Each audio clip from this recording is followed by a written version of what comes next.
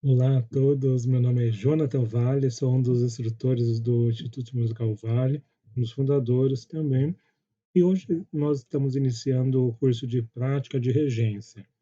Esse curso, ele é um curso que tem uma duração de 40 horas, ele vai ser oferecido na modalidade à distância, mas também com a possibilidade de ser híbrido, então parte à distância e parte presencial. Então, a proposta são 8 aulas à distância e 8 aulas presenciais, com a apresentação final, que culmina com a avaliação de aprendizagem. O certificado desse curso, ele é um certificado livre, personalizante, né, então a lei ela ampara essa modalidade e ele é válido, então, portanto, para todo o território nacional. Aí você me pergunta: "Esse certificado me habilita a ser um regente, um maestro?" Aí depende do conceito. Ele inicialmente era para você ser um auxiliar. O maestro geralmente ele é bacharel em composição e regência. Então, ele é formado na graduação.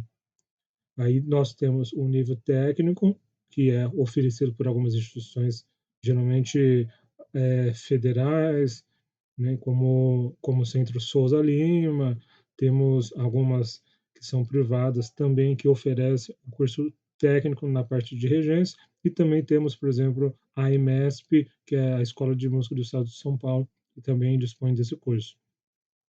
Então, com o técnico e com o curso profissionalizante, que é o que nós estamos fazendo, que é o curso livre, ele vai habilitar você ser um auxiliar, a ter um conhecimento prévio e até mesmo para ajudar o ingresso em universidades federais e em cursos de graduação que ofereçam a regência, né, e a composição. A frequência necessária para o curso que é desenvolvido de forma presencial é de 75%. Isso é um mínimo para que a gente possa liberar o certificado. No EAD, ele é diferente porque só precisa ter a aprendizagem. Então, os testes eles vão conseguir medir, né, o nível de conhecimento e assiduidade. Para quem é destinado? Para cantores, músicos, pessoas que já têm um conhecimento prévio musical, mesmo que não seja teórico, mas um conhecimento prévio, mesmo prático, e aí com isso a gente vai aprimorar e pegar alguns conceitos novos. Primeiro a gente começa falando sobre o papel da regência, tá, na música coral, e não só no coral, mas na orquestral também, porque a regência, vocês vão perceber ao longo do curso, que ele é muito semelhante, muda alguns detalhes, mas o conceito básico da regência, de movimentos, de gestos, eles são muito similares, tá? Então vocês vão conseguir entender isso ao decorrer do curso. E o papel do regente na música. Esse papel, ele é um papel importante. Ao contrário do que muita gente pensa, ele não é o cara que manda, o chefão. Não, ele é um mediador que ajuda a qualificar melhor aquela apresentação, aquela música, isso seja para um coral ou seja para uma orquestra. Por que eu digo isso? Perceba que se tiver um grupo de músicos reunidos, será que sem um maestro eles conseguem tocar? Será que fica legal? Eu posso garantir que dá para sim esse grupo instrumental começar a tocar e tudo fluir naturalmente, seguindo a partitura ou seguindo uma cifra de repente, né? E na mesma coisa no coral. Se tiver um grupo de vozes, as pessoas conhecendo as suas vozes, eles de repente até lendo a partitura, dá para fazer sem um regente, normal. Só que o regente, ele consegue ter o feeling, primeiro, da escolha do repertório, ele consegue ter o feeling, por exemplo, da parte na partitura onde vai crescer, onde vai ficar mais fraco, onde vai ficar mais forte, a dinâmica da música, que tem que ser com uma pronúncia mais aberta, mais fechada, com uma voz mais de cabeça, uma voz mais de peito. Então esses detalhes, que digamos que é a cereja do bolo, o regente que vai trazer, né. E sobretudo a escolha do próprio repertório, né, que se ficar somente pelos nossos gostos, que é uma coisa natural tanto dos músicos como dos cantores, nem sempre a gente consegue chegar no potencial máximo que nós queremos. Algumas palavras que podem descrever isso: liderança, direção, harmonia, expressão, técnica, comunicação, coordenação, interpretação, condução, orientação, inspiração, equilíbrio, controle, dinâmica, ritmo, motivação, foco, educação, coordenação, né. Então o regente ele é responsável por muita coisa, mas ao mesmo tempo, eh, não é que ele é o comandante, chefe, o portador de toda a verdade. Não, ele logicamente, ele estudou para aquilo, ele tem um conhecimento para aquilo, mas a função dele é mediar e de extrair, de ajudar a extrair o máximo de cada músico ou de cada cantor. Os elementos básicos para reger, né, ou até mesmo se for um líder ministerial, precisa ter o conhecimento básico de música. Então, o que nós vamos propor aqui é o conhecimento básico, nada mais que isso. Nesse primeiro momento, a gente vai falar sobre os conceitos, mas não vai aprofundar muito. Eu vou dar uma pincelada de leve para ter uma ideia melhor, para fazer sentido, né? Mas eu não vou entrar a fundo em cada coisa, e para cada aula a gente vai ter um material de apoio que vai ser disponibilizado, seja em PDF no formato online, presencialmente na versão impressa e de outras formas também. Bom, primeiro ponto, a altura. A altura, quando a gente fala sobre a altura, a gente não está se referindo ao volume, a ser mais alto ou mais baixo. A gente vai se referir com relação à nota, né? Uma nota mais aguda ou uma nota mais grave. Então, são variação de frequência. Então, se eu estou numa nota grave, ó, eu vou para uma nota fina. Ah, isso é uma mudança de altura, tá? Então, quando eu ouvi falar, faz uma nota mais alta, desculpa, ou faz uma nota mais baixa, aí eu não estou me referindo ao volume, sim a nota que vai ser executada, a frequência. A intensidade, aí sim ela já está um pouco mais para volume, porque eu me refiro à forma que eu vou executar. Se é uma coisa que vai ser executada de forma bem intensa, o som ele é mais alto, mais forte. Agora, com menos intensidade, mais sutil, é mais baixo, mais contido. A intensidade, principalmente para a leitura, ela é fornecida com alguns sinais. Então, por exemplo, o mínimo, que é o mais suave, é o pianíssimo. É onde eu vou executar de uma forma bem tranquila. Se eu for falar de voz, é sussurrando praticamente, e piano ou outros instrumentos é bem baixinho, bem baixinho. Aí eu vou subindo até chegar lá em cima no fortíssimo, que é a execução com o máximo de força possível. Então, no piano, por exemplo, eu vou executar isso com a força total que os meus dedos têm. Então, para o som ficar bem alto. E aí eu estou me referindo à intensidade também, nesse caso. A duração, aqui vale chamar a atenção que duração a gente já entende que é o tempo, né? Mas temos a batida por um minuto, que é o BPM, que é uma coisa muito comum, frequente de vermos, mas algumas pessoas ainda não entendem. O BPM é batida por minuto, e isso geralmente é medido pelo metrônomo, que a gente coloca, seja no celular, seja um metrônomo real mesmo, que é bem raro de ver, mas tem. E esse metrônomo, ele vai dar um andamento que não vai ficar mais rápido ou mais lento, ele vai ser um andamento contínuo. É como se fosse um robô que vai me dar aquele clique, aquele som, sequenciado, para que eu não deixe a música mais rápida ou mais lenta. Agora, com a tecnologia, a gente coloca no fone de ouvido, então tem alguns recursos que a gente pode estar ouvindo o metrônomo, mas na apresentação pelo ouvido, e as pessoas que estão assistindo não vão ver isso, não vão ouvir, né. Mas fora isso, a gente tem uma questão aí de treino também, porque o regente, às vezes ele não vai usar o metrônomo lá no local, mas ele precisa saber se a música é um pouco mais rápida ou um pouco mais lenta, e como ele sabe isso? Pelo BPM e pelos sinais que vão estar na música. Timbre é a característica de cada som, então um som de um latido de um cachorro, quando eu ouço ele, eu já sei distinguir na hora, isso é um latido de um cachorro. Se eu ouço o cavalgar de um cavalo, de imediato eu já sei, não, esse é um cavalgar de um cavalo. Se eu ouço uma voz masculina, um som grave, eu já entendo que é uma voz masculina. Então, o timbre é a característica de um som. Qual som? Qualquer um.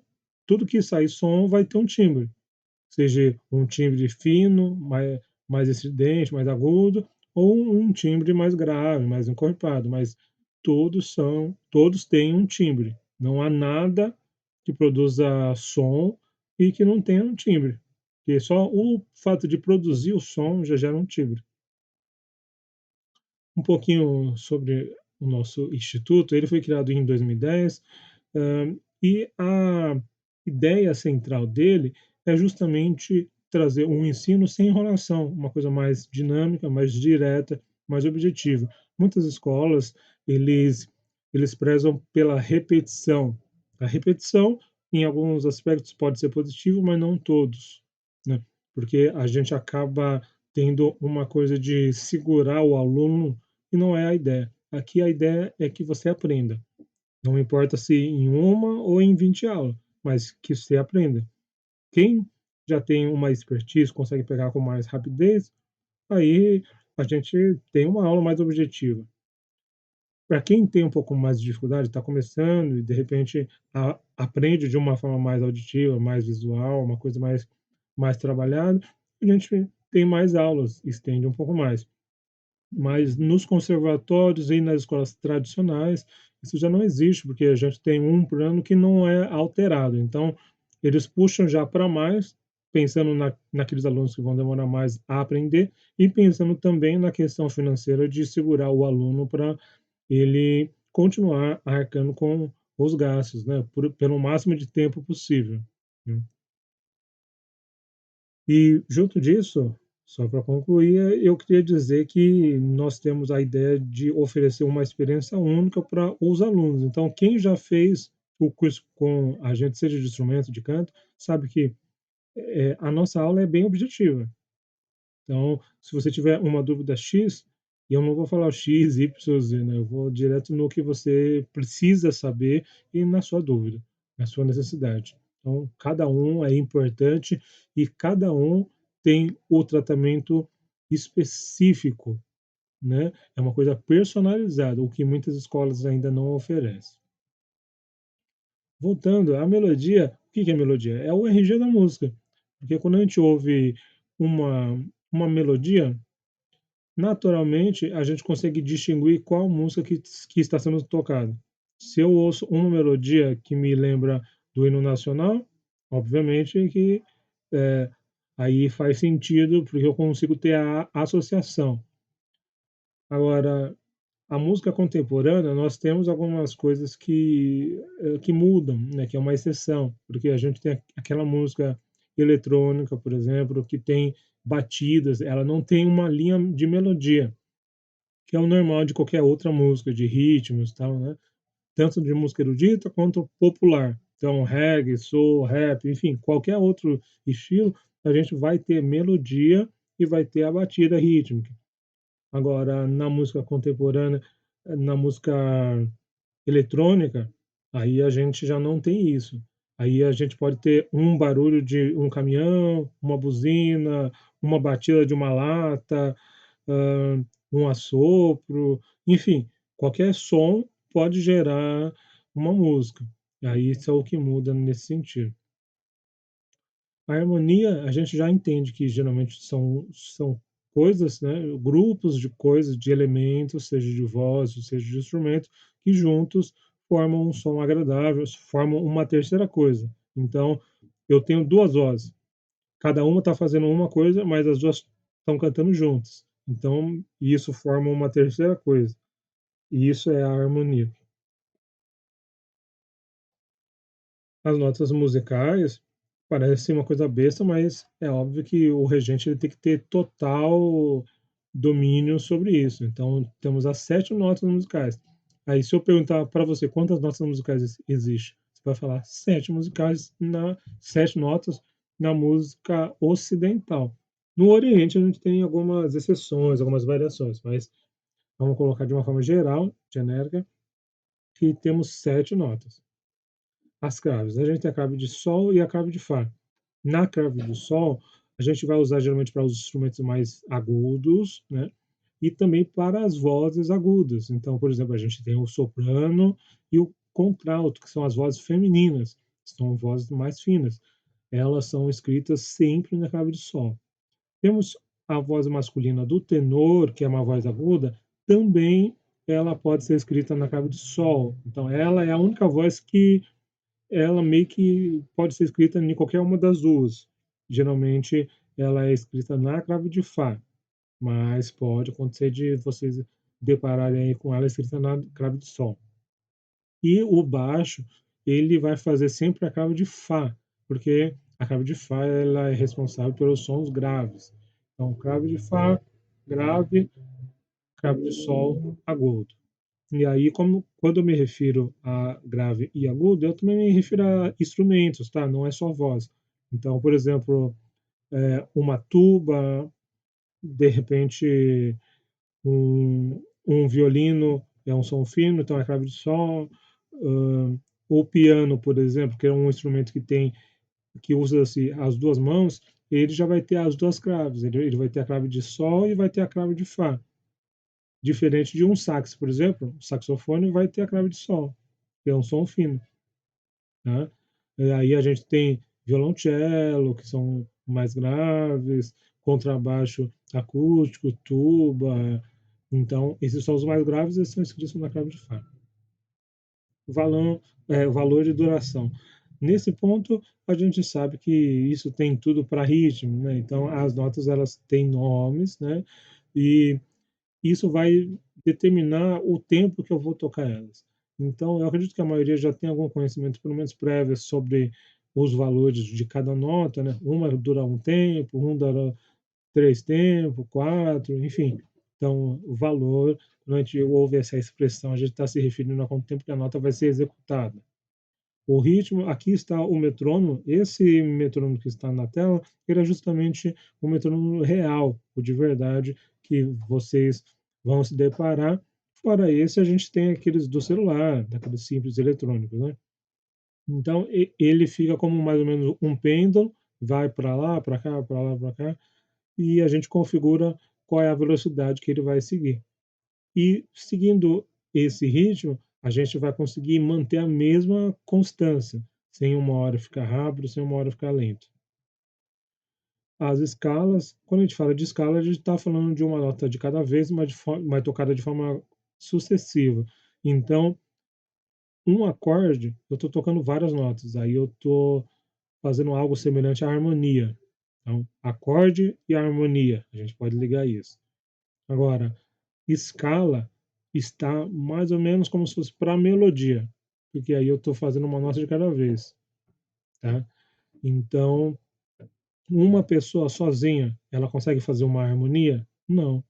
Uma pessoa sozinha cantando, ela consegue fazer apenas uma escala ou uma melodia, ela consegue fazer uma nota de cada vez, de forma sucessiva, mas não consegue fazer mais de uma junta. Agora, um coral são várias vozes, cada uma delas faz uma coisa, e aí somadas elas geram o acorde ou geram a harmonia. Isso também serve para os instrumentos.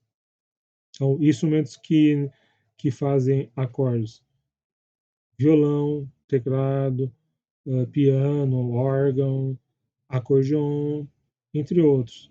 Agora, isso instrumentos que não fazem, que eles só tocam como se fosse em formato de escala. Saxofone, flauta, entre outros.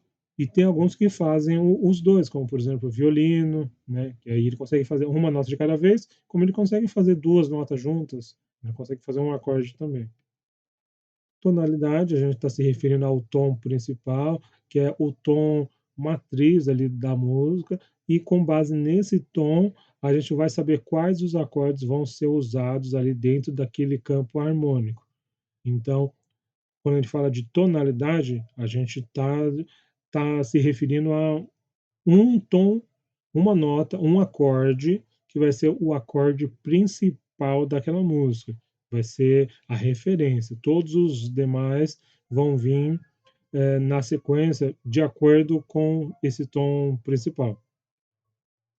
Acorde, né, como a gente já falou, ele é uma sequência de notas que são tocadas juntas. Aí você pode perguntar, mas O coral, são várias vozes, eles fazem acorde ou é só uma harmonia? Aí é só uma questão de conceito, mas é a mesma ideia, só muda o nome. A harmonia a gente usa para quando é vozes, né, quando é soma de mais de uma coisa. Pode ser uma harmonia entre pessoas, pode ser uma harmonia em vários sentidos. São coisas diferentes que juntas estão dando um resultado bacana. Agora, o acorde, a gente está se referindo a instrumentos. E geralmente a gente tem aquela base do acorde que é a tríade, que é o 1, 3 e 5, né, que é uma tríade maior, por exemplo. Aí a gente tem a formação do acorde, como ele é formado, a gente vai ver mais adiante. Mas eu acredito que a maioria também já tem uma ideia, um conhecimento. A gente tem as tríades, maior e menor, as tétrades, e aí nessas próprias tríades, a gente tem variações de menor, aumentada, diminuta, e aí tem algumas variações que a gente vai ver mais adiante para quem ainda não sabe.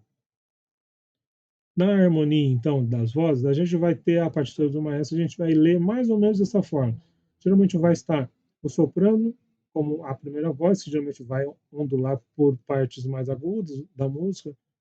A gente vai ter o alto, que é o conhecido como contralto. Então, na verdade, nas partituras, principalmente no erudito, a gente dificilmente vai ver escrito contralto, vai estar sempre alto. Então, falou que é alto, a gente já sabe que estamos se referindo à voz do contralto.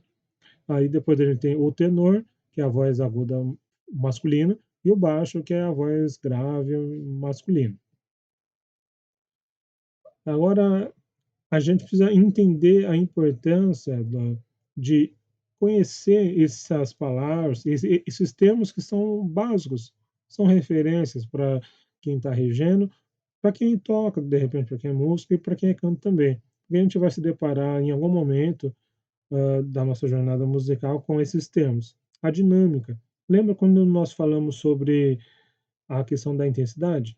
É a mesma coisa, mas a dinâmica eu vou me referir a um conjunto de intensidades. Então, digamos assim, é a variação que vai ocorrer durante a música. Uma parte da música ficou rápido, não, ficou forte, desculpa. Outra parte ficou lenta, ou ficou mais fraco, desculpa. Depois na outra parte ficou mais forte, depois ficou mais ou menos, depois ficou fraco, depois ficou forte. Aí a gente está falando que teve uma variação, ou seja, a gente teve uma dinâmica. Isso é a dinâmica. Então, dinâmica é a variação de intensidade durante a música, tá? A intensidade é só o fato de eu fazer forte aqui no momento. Agora, se na música eu tenho que ficar forte, depois fraco, depois forte, depois médio, e isso eu estou me referindo à dinâmica, às variações. A articulação são sinais que vão estar na partitura para justamente indicar como que nós vamos executar. Então a gente tem o staccato, que a maioria sabe que é aquele som cortado, então dó, ré, mi, fá, sol, staccato, cortado. Agora a gente tem o legato, que é o ligado, né? Então dó, ré, mi, fá, sol. Ou se não, por exemplo, ah, agora é staccato. Ah, ah, ah, ah, ah, ah, ah, ah, tá. Então é cortado. A gente tem fraseado, essa expressão a gente usa para pequenos trechos da música. A gente chama de frases. Faz de novo aquela frase que você fez. A gente está se referindo. Faz aquele trechinho ali para mim de novo. Então, ou seja, a palavra fraseado a gente pode usar como trecho, trecho da música, tá? É um termo muito simples e muito usado. Na questão da execução, a gente tem o tempo. O tempo, ele vai dar um nome, que é o que está na coluna do lado esquerdo. Então, a gente tem ó, grave, largo, lento, adágio, andante, andantino, moderato, allegretto, vivace, vivíssimo, presto, prestíssimo. Então, esses nomes vão estar inseridos na partitura. E aí, quando eu me deparar com esse nome, eu vou entender qual é a velocidade que a música vai ser executada. Digamos que a música está em adágio. Adágio é quando o ritmo ele vai estar entre 66 BPM até 76. Então, se a música está em 70 BPM, eu vou entender que a forma de execução é adágio. ou seja, ali como está na coluna da direita, vagarosamente, de expressão, tema e patético. Então, de uma forma vagarosa, mas com uma expressão. Então, assim, vai dar a intenção de como nós vamos executar aquela música, tá? Aí agora, se eu vejo uma música que está em allegro, aí eu sei que é de 120 a 168, então ela é ligeiro e alegre. Então eu vou configurar o BPM para ele estar bem rápido naquela velocidade. Agora, vale lembrar que não pode dobrar, porque se a gente dobra, aí vai dar problema com relação à compreensão, né, do BPM com o tipo de andamento, que é muito normal nas igrejas, a gente só dobrar para compreender melhor o ritmo, mas isso pode ser prejudicial para a compreensão do nome, entrelaçando ali, correspondendo com o BPM. Tá? Depois disso, a gente vai ter os compassos. Compassos, na verdade, a gente tem vários, mas os principais são os binários, ternário e quaternário.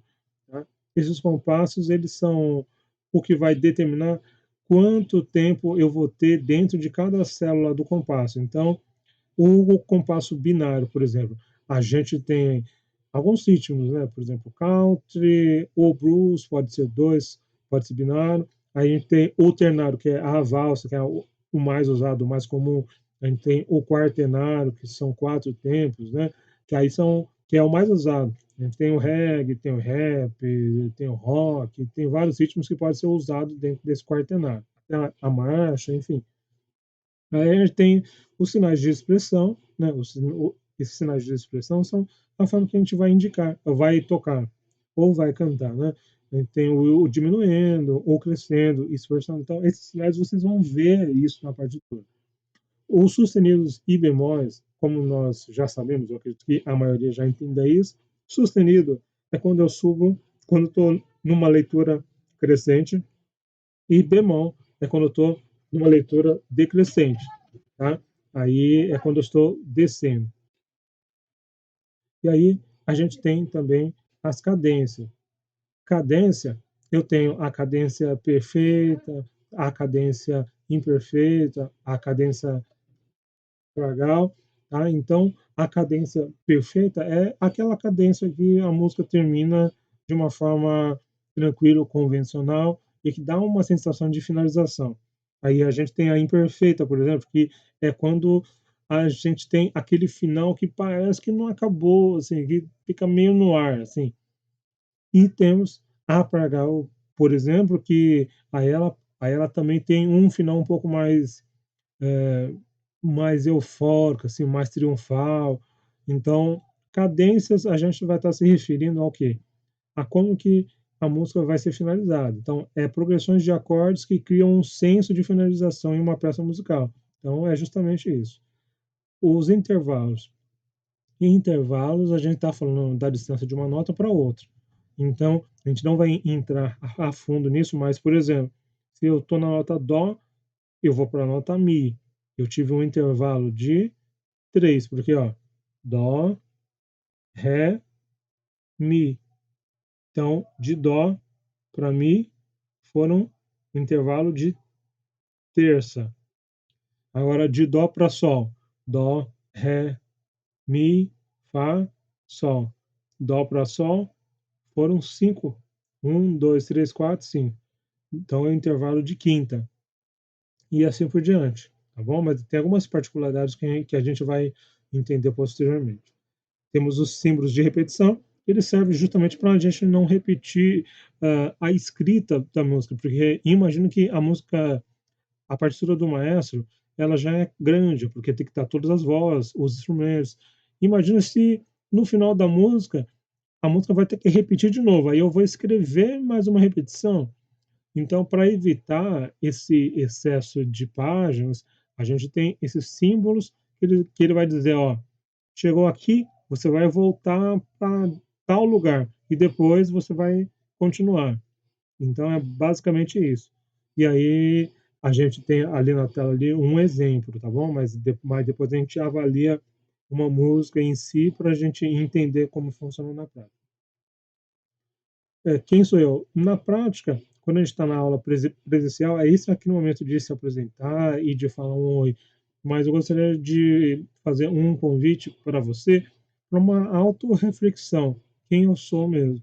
Porque muitas vezes a gente faz tanta coisa que às vezes a gente acaba esquecendo de buscar o que realmente é importante para nós e com isso compreender quem realmente nós somos na questão de missão, de propósito, de para onde eu quero chegar, né? E eu acredito que é importante a gente ter aquele momento de reflexão. Eu acredito que se você está fazendo esse curso aqui, você quer se aprimorar, você quer alavancar os seus estudos, você quer ter uma liderança musical de qualidade, né? E ser influenciador na vida de outras pessoas. Então, eu acredito, eu tenho certeza que você está no lugar certo, mas eu convido, mesmo assim, para que você tenha um tempo de reflexão depois da aula, para refletir aonde você está, quem você é e para onde você quer chegar.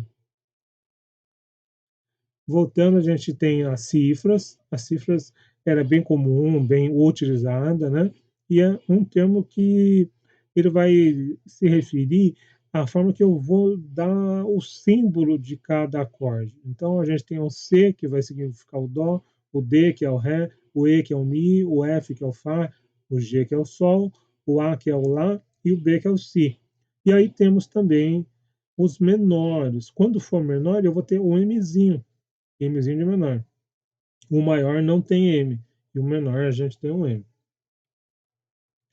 Então a gente fica por aqui. Eu acredito que vocês tenham compreendido. Qualquer dúvida, estamos à disposição tanto aqui quanto pelo WhatsApp, pelos grupos, pelo fórum e pelos outros canais que nós temos à disposição. Espero que tenha sido produtivo e nos vemos na próxima aula.